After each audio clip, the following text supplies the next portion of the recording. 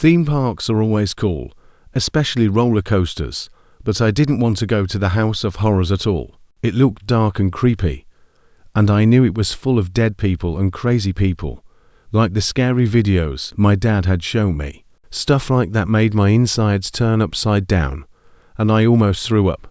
But Charlize had tickets, and she held my hand, dragging me along without stopping.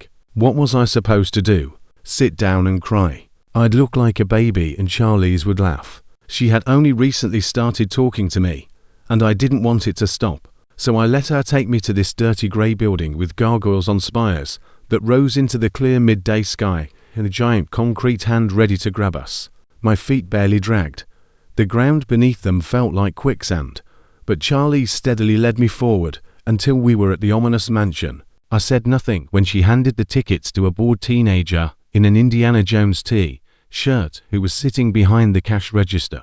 I said nothing when he muttered that we were too young for this, but added that it was okay as long as we weren't afraid.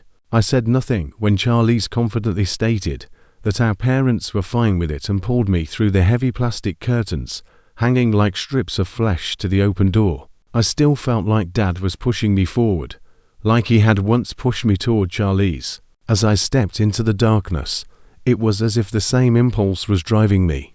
And here I was standing in a haunted house on Pleasance Beach in Blackpool, holding hands with a girl from Northern Ireland, and I couldn't believe it was really me, because if anything scared me more than monsters, it was girls. Or at least I thought so. A few minutes ago was sitting at a rickety plastic table on the veranda of a family restaurant in an amusement park, eating a burger and drinking a Coke, passionately playing out a battle between my Star Wars toys.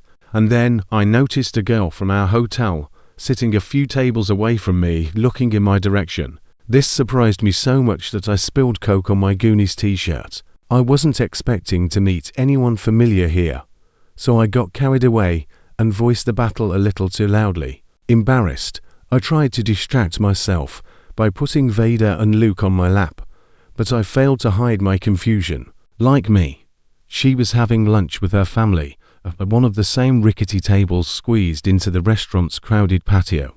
While I entertained myself with toys, she, more deftly, juggled tennis balls to kill time, while her parents leisurely chatted and finished their lunch.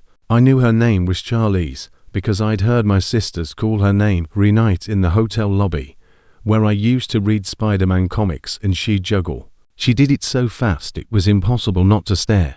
She never once dropped a single ball, not even concentrating on it. I tried not to pay attention to how cool she was doing it, with her straw pigtails and cute freckles on her nose, but I kept catching myself looking in her direction.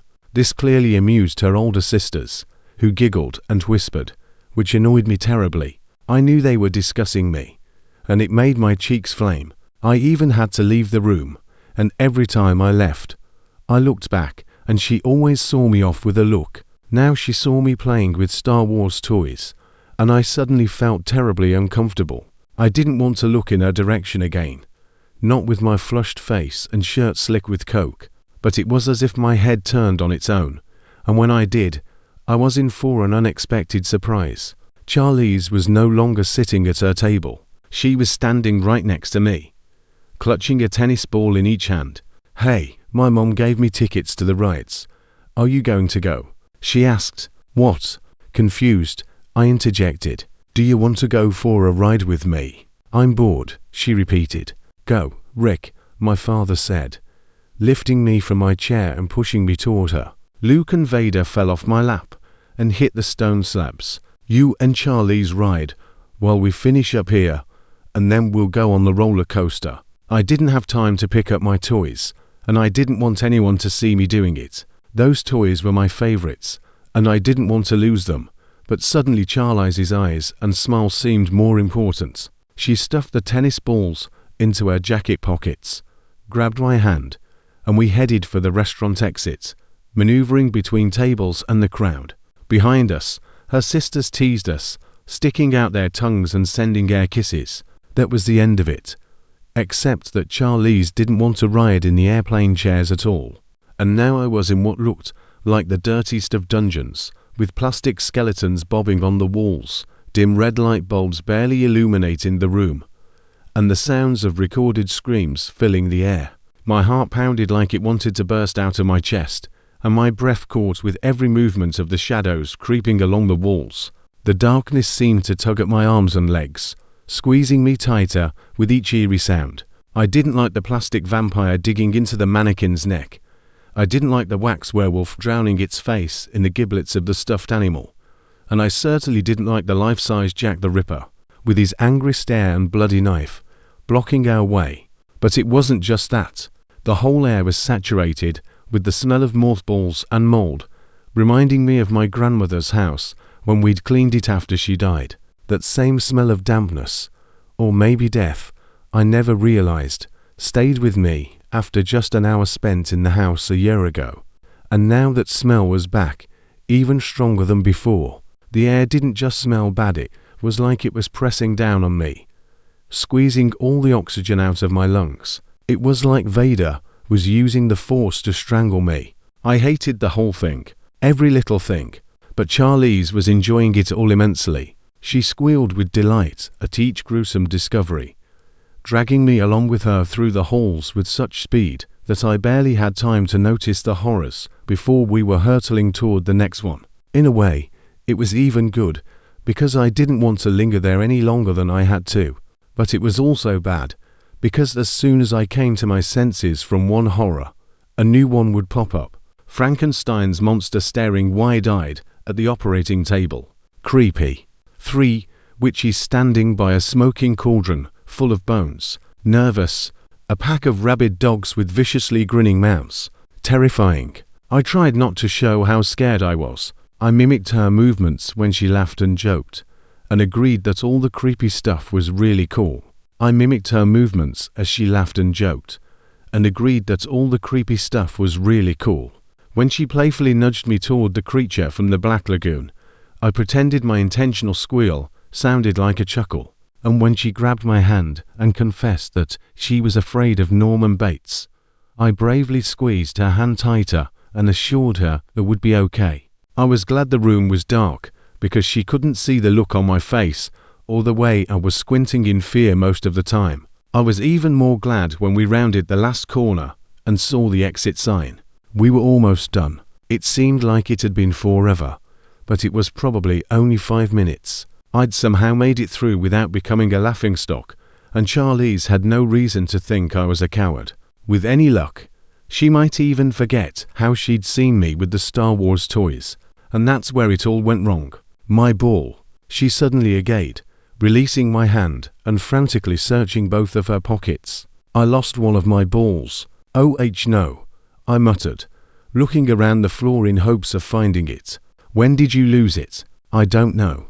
Charlie snapped back, pushing me against the rickety wall as she pushed past me. That's a stupid question. If I knew, he wouldn't be lost. I'm going to find him. She didn't wait for my answer. Without a second's hesitation, she darted back into the hallway we'd just come out of and disappeared.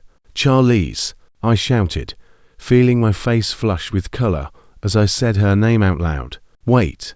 But she didn't stop. I stared at the corner around which she'd disappeared, hoping to hear her call me back, listening for her footsteps at least.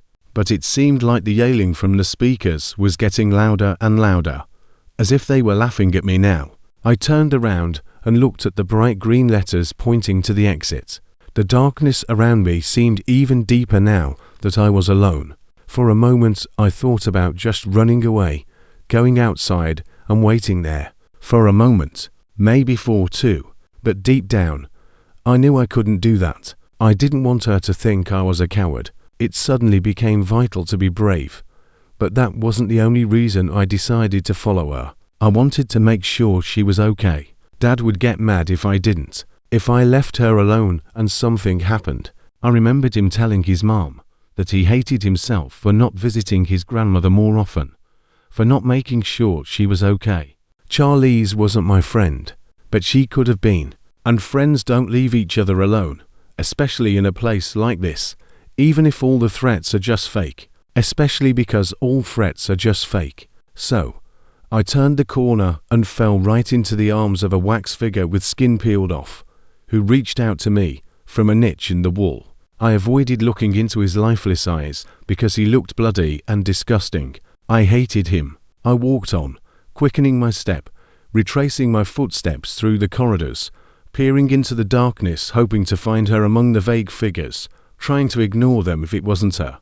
My heart beat faster, my legs moved faster, and the farther I walked, the louder the screams, or was it laughter, became.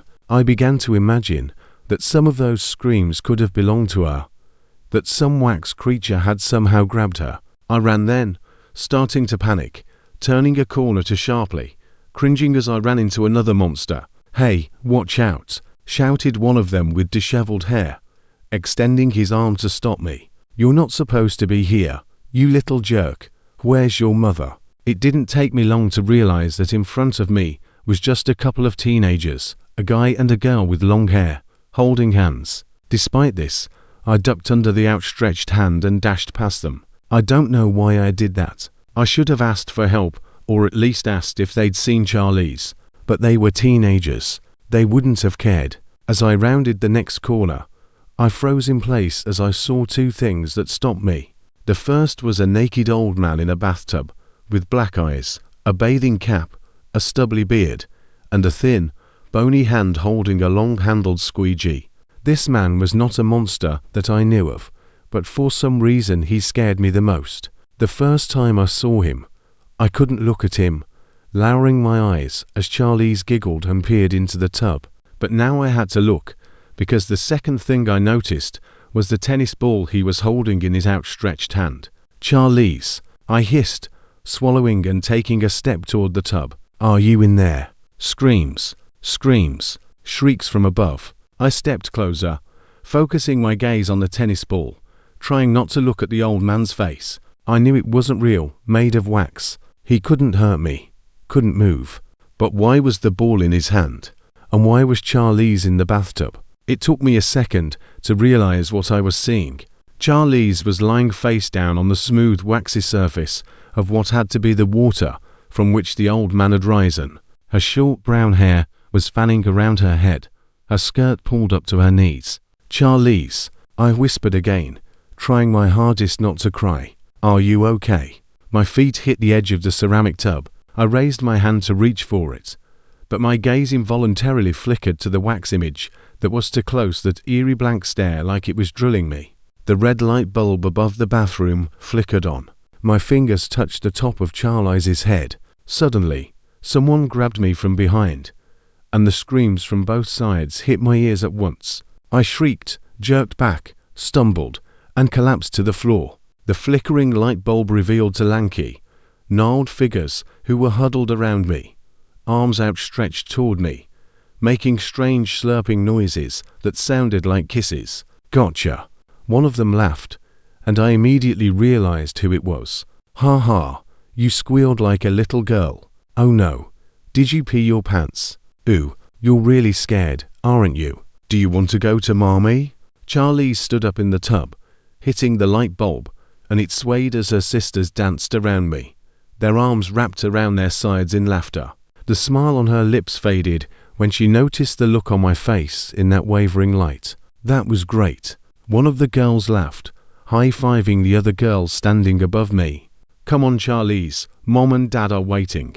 And just like that, they disappeared, rushing away from the tub, the wax man, me on the floor, and Charlize. And that's why I've always avoided girls. I pushed off as Charlize climbed out of the tub and picked up her ball. She stood with her back to me, and I stared at the floor. She started to walk away, and I thought, well, go away.